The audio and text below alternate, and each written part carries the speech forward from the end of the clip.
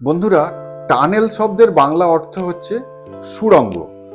আর এই টানেল বানানো হয় সাধারণত যোগাযোগ ব্যবস্থাকে সহজ করার জন্য।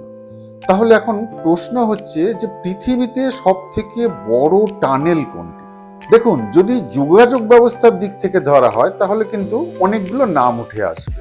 যদি রেলপথ যোগাযোগের দিক থেকে ধরেন তাহলে কিন্তু সুইজারল্যান্ডের গোথার্ড বেস টানেল পৃথিবীর দীর্ঘতম একটি টানেল, যেটি আল্পস পর্বত কেটে বানানো হয়েছে এবং যেটি 57.1 কিলোমিটার দীর্ঘ। আবার যদি সড়কপথ যোগাযোগের দিক থেকে ধরেন তাহলে কিন্তু নরওয়ের লারডাল টানেল পৃথিবীর একটি দীর্ঘতম টানেল, যেটি 24.51 কিলোমিটার দীর্ঘ।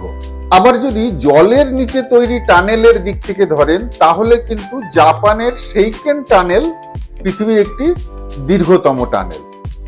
এই টানেলের নিচ দিয়েও কিন্তু রেলপথ যোগাযোগ ব্যবস্থা আছে, আর এই টানেল 54.85 কিলোমিটার দীর্ঘ। তাহলে কি দাঁড়ালো, যদি রেলপথ যোগাযোগের দিক থেকে ধরেন সুইজারল্যান্ডের গোথার্ড বেস টানেল হলো পৃথিবীর একটি দীর্ঘতম টানেল।